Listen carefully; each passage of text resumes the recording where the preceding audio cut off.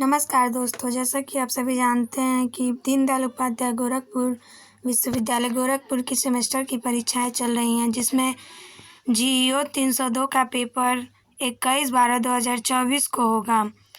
Paper का नाम है सुदूर संवेदन के तत्व एवं भौगोलिक सूचना तंत्र।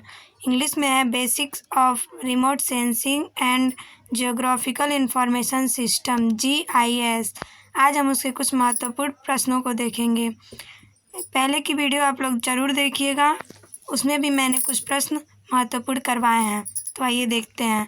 पहला प्रश्न है, भौगोलिक सूचना प्रणाली शब्द का सबसे पहले उपयोग कब किया गया? तो इस प्रश्न का सही उत्तर होगा ऑप्शन नंबर बी, सन 1965 में। दूसरा प्रश्न है, कोई भी सूचना तकनीकी जो स्थानिक तथा अस्थानिक आंकड़ों का संग्रह, विश्लेषण एवं प्रदर्शन करती है उसे भौगोलिक सूचना तंत्र कहते हैं। किसका मत है?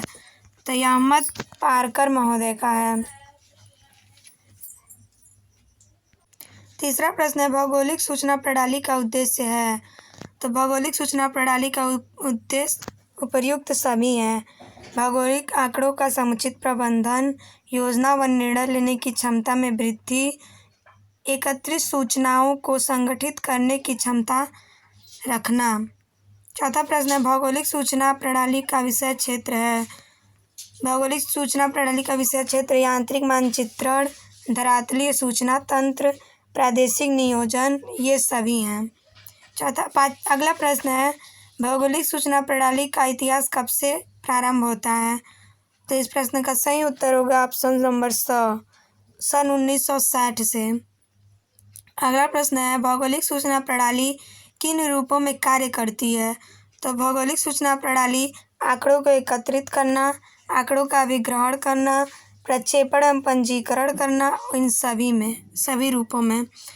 अगला प्रश्न है, भौगोलिक सूचना प्रणाली के कितने तत्व हैं? तो भौगोलिक सूचना प्रणाली के कुल 4 तत्व हैं।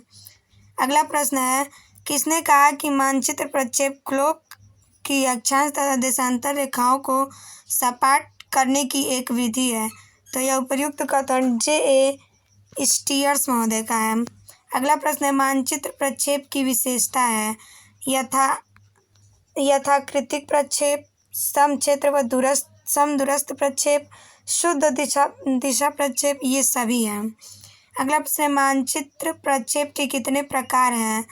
तो मानचित्र प्रक्षेप के कुल 4 प्रकार हैं।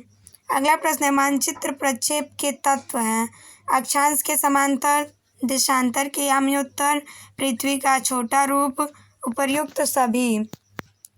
अगला प्रश्न है, मानचित्र प्रक्षेप को वर्गीकरण कर सकते हैं? तो मानचित्र प्रक्षेप को वर्गीकरण कर सकते हैं बनाने की तकनीक से, विकासनीय पृष्ठ से, भूमंडलीय गुण से, उपर्युक्त सभी से। अगला प्रश्न है, निर्देशांक प्रणाली के प्रकार हैं? तो निर्देशांक प्रणाली के प्रकार टेसियम निर्देशांक, भौगोलिक निर्देशांक, प्रक्षेपित निर्देशांक, उपर्युक्त सभी। अगला प्रश्न है, डिजिटाइज करने के कदम हैं?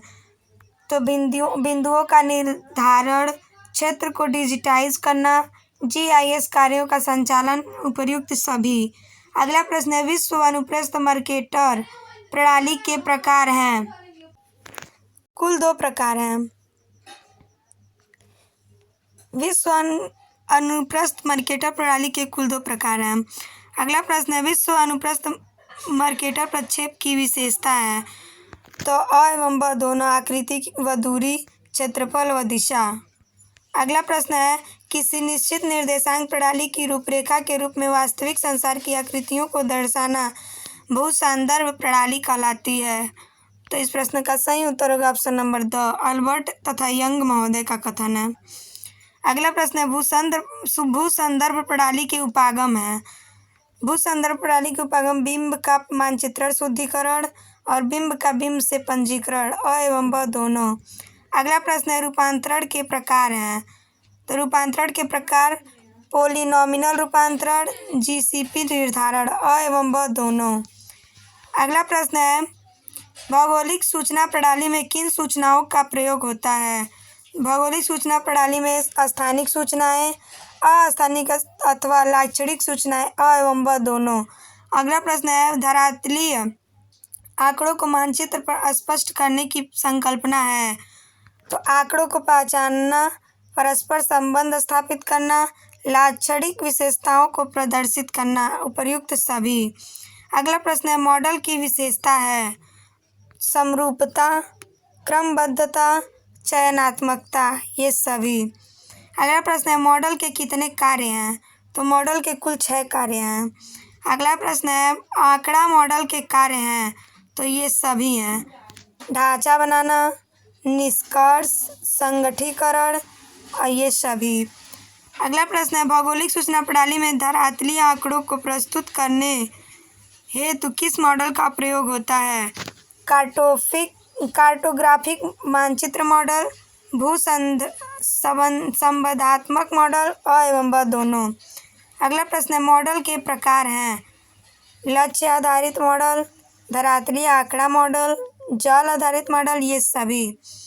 अगला प्रश्न है, विक्टर मॉडल की कमी है? तो विक्टर मॉडल की कमी है यह जटिल आंकड़ा संरचना है, यह अत्यंत खर्चीला है, इसमें रूपांतरण करना कठिन है, ये सभी। अगला प्रश्न है, रास्टर पद्धति की क्षमता है? तो रास्टर पद्धति की क्षमता अतिव्यापन, परतों का संचालन एवं निर्माण, आंकड़ों का रूपांतरण, ये सभी। अंतिम प्रश्न है, रास्टर प्रणाली में आंकड़ों को एकत्रित करने के लिए सघन विधि का प्रयोग होता है? चेन कोड विधि, चतुर्थवृत्तीय बहुखानेदार विधि, प्रवाह दूरी एवं ब्लॉक कोड, ये सभी। इस प्रकार मैंने आप लोगों को GEO 302 के कुछ महत्वपूर्ण प्रश्नों को करवाया और ये ज़रूर आपके एग्ज़ाम में पूछे जाएंगे। और आप चैनल पर नए हैं तो चैनल को लाइक, शेयर एंड सब्सक्राइब करना न भूलें। पूरा वीडियो आप लोग देखिए, कुछ प्रश्न तो ज़रूर मिलेंगे। धन्यवाद।